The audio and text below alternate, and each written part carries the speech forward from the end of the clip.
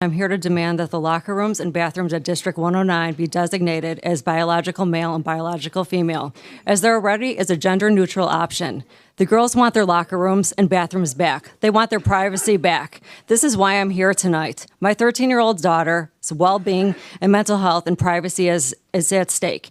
This nightmare began on February 5th when my daughter was using the girls' bathroom and was stunned that a biological male student was using it as well. She came home frightened and was extremely upset. I asked her to talk with her teachers and find out more information. She was told by the administration that a student can use the bathroom as well as a female locker room because they now identify as female. I was sent an email to the teachers involved and received a call from Principal Wegley. He verbally reiterated that under Joanna Ford's direction and their legal counsel that the student could use both the locker room and bathroom. I expressed that the school was in clear violation of federal policy. The Trump administration issued an executive order restricting biological males from participating in sports and accessing female locker rooms. That day, I filed a civil rights complaint on behalf of my daughter with the Department of Justice. It has now been referred to the Department of Education. A federal complaint has been filed with the district to protect the students. The situation went from bad to worse. A few days later, the male student was present in the girls' locker room. Feeling violated, the girls made the choice to not change into their PE clothes with a biological male student present. The next day, Assistant Principal Kathy Van Treese pulled the girls into their office, questioning them. The same day, Assistant Superintendent Joanna Ford, Kathy Van Treese, and multiple teachers all came into the girls' locker room, making them change into uniform. This went on all week with the addition of Ginger Laugerman. My daughter refused to take part in having her privacy being violated. How dare they? She ran out and called for me for help. Principal Wegley was offering my daughter a new PE class. The answer was no. She is not changing for the remainder of the year, and she is not changing into another class. The girls just want their privacy, and they want their locker room back. There are gender-neutral options. This is my daughter's story and the story of many other young girls who have been forced at the difficult age to do something they know and most adults know is wrong. Do the right thing, Deerfield, and give these girls their locker room and bathrooms back. Allowing biological males to access girls' locker rooms sets a dangerous precedent that erodes the very foundation of female privacy and safety. By making this decision, the school board is not only disregarding the concerns of young female students and making their families, but also establishing a legal and policy framework that will make it increasingly difficult to protect the integrity of female-only spaces in the future. Thank you. We're all very lucky to live in a state that protects everyone here. Specific to today, Executive Order 2019-11, which my kid was standing next to Pritzker when he signed.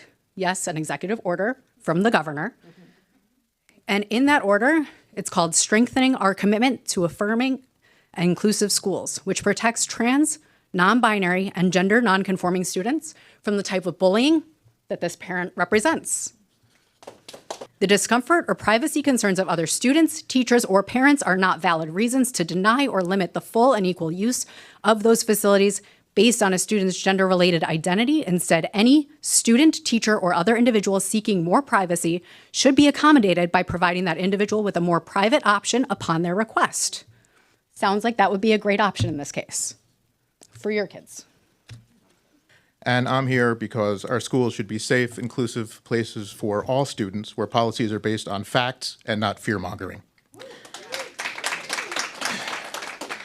Let's be clear about what's happening. The claim that girls were forced to change in front of a boy isn't just misleading, it's a deliberate misrepresentation. What they're talking about, who they're talking about, is a girl, a transgender girl. I use she, her pronouns. I'm the executive director for the LGBTQ+ Center of Lake County, and as clerk for Avon Township, I recognize the difficulties that you face as elected members of our community today. Today, I rise on behalf of nearly 2,000 transgender or gender nonconforming students across Lake County and the more than 10,000 who identify as part of our queer umbrella. Back in the 1980s, I was a young boy in middle school. I was a boy then. I didn't know any differently, but I never felt like I fit in. I intentionally stayed away from changing spaces, changing in private spaces, because of my fear of being in male-dominated spaces. I didn't know why. The language wasn't there. The experience wasn't there. And I am the proud parent of a 17-year-old transgender son. And I wanted to come here as a community member and speak to a lot of things about this topic. First, my pronouns are she, her also. I wanted to say also that a lot of part of the education is to know that a lot of transgender people pass. You wouldn't know that they're transgender. And so what do you want to do? Like have genital checks of people? Talk about privacy and invasion of privacy. That is a logistical hurdle that you would not want to even try to accomplish. I don't think. My pronouns are she, her, and I'm a member of the community here in Deerfield, and I've been gay my whole life. And transgender people have always existed and will always exist, and we need to make our spaces safe for them. Thank you. Hi, I'm here as a teacher in a different district, but I'm here as a parent. I'm here as a parent of a kindergartner in this district who recently taught another friend when she said, "Your brother." She said, "No, she's my sister. She's my sister because in her heart and her brain, she is a girl, and you should respect that." That is a 5-year-old. We can do better, people. And please, we need to expand this just from the locker room and teach respect. Using appropriate pronouns is the first thing you do. Do not call this child a he. She is a she from her soul. Her brain and heart match that. She, her pronouns, community member, and part of the LGBTQ community.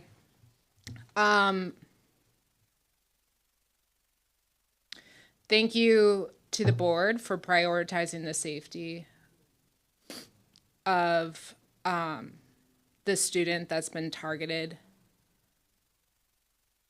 by a organization that weaponizes religion to push the white supremacist agenda of their cis white husbands.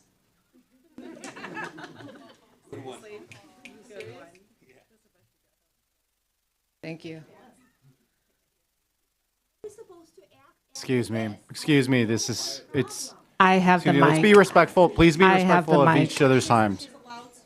Listen, Targeting a middle school student because of your white god. My white god. Yeah. I'm really grateful to see how full this room is of support for this kid.